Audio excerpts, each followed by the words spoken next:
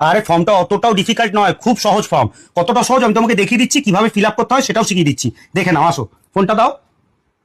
দেখো, প্রথমেই তোমাকে এসআই এর একটা ফর্ম দেওয়া হবে ঠিক এই রকম ধরনের, যেখানে এখানে তোমার নাম দেওয়া থাকবে, পার্ট নম্বর, সিরিয়াল নাম্বার সব দেওয়া থাকবে, এখানে কিউআর কোড হয়তো একটা দেওয়া থাকবে। এখানে যেটা গ্যাপ দিয়ে তোমাকে দিতে হবে সেখানে হচ্ছে এখানে একটা ওল্ড ফটো, মানে তোমার আগের যে ভোটার কার্ডের ফটো আছে সেই ফটো একটা এখানে দিতে হবে। আর প্রেজেন্ট কারেন্ট ফটো, মানে তোমাকে একটা নতুন ফটো দিতে হবে যেটা একদম আপডেটেড ফটো, রিসেন্ট ফটো একটা তোমাকে এখানে একটা কালার ফটো অ্যাড করতে হবে। আর তারপরে তোমাকে একটা ফর্ম আছে দিবে, এখানে দেখো ডেট অফ বার্থ DDMY, মানে প্রথমে দেবে ডেট, তারপরে মান্থ, তারপরে ইয়ার। দেওয়ার পর এখানে আধার নাম্বার দেবে। যদি তোমার কাছে আধার কার্ড থাকে তাহলে তুমি আধার নাম্বারটা দেবে, এটা অপশনাল দেওয়া আছে, না থাকলেও অসুবিধা নেই। মোবাইল নাম্বার দেবে, যেই মোবাইল নাম্বারটা তোমার রেজিস্টার মোবাইল নাম্বার সেটাই দেবে। ফাদার নেম দেবে, নিজের বাবার নাম দেবে এখানে।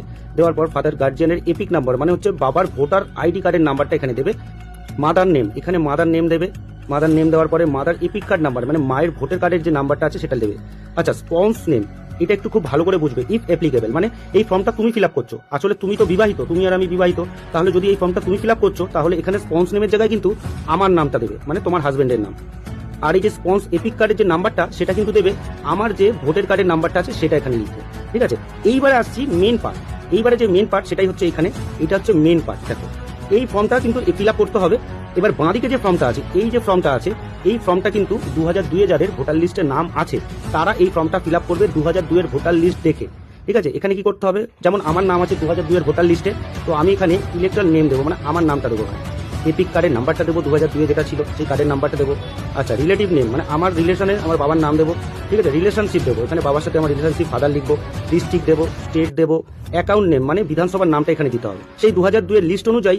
অ্যাকাউন্ট নাম্বার, মানে বিধানসভার নাম্বারটা এখানে তুলে দেবো, পার্ট নাম্বার দেবো, সিরিয়াল নাম্বার। আচ্ছা, এটা হয়ে গেল যাদের 2002 এর নাম ছিল ভোটার লিস্টে তাদের। এবার এই পার্টটা দেখো, এই পার্টটা হচ্ছে যাদের 2002 এর নাম নেই বা ছিল না তাদের জন্য এই ফর্মটা ফিল আপ করতে হবে। যেমন তোমার নাম ছিল না, তাহলে তোমাকে কি করতে হবে, এখানে কিন্তু তোমার নামটা লিখবে না, এখানে লিখবে 2002 এ তোমার যেহেতু নাম ছিল না, নিশ্চয়ই তোমার বাবা মা কারো না কারো নাম ছিল, যে কোনো একজনের নাম তোমাকে এখানে দিতে হবে। যদি তোমার নাম না থাকে তাহলে তুমি তোমার বাবার নাম দেবে, বাবার নাম নিশ্চয়ই 2002 এর ভোটার লিস্টে ছিল, এখানে তোমার বাবার নাম দিলে। দেওয়ার পরে বাবার যে এপিক কার্ড নাম্বার আছে, মানে বাবার 2002 এর ভোটার লিস্ট অনুযায়ী যে কার্ড নাম্বারটা ছিল ভোটার কার্ডের নাম্বারটা দিলে।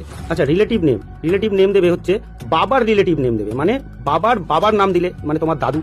ঠিক আছে, এখানে রিলেশনশিপ দেবে, বাবাই হবে, মানে বাবার বাবাই হবে, তাহলে এখানে ফাদার লিখবে।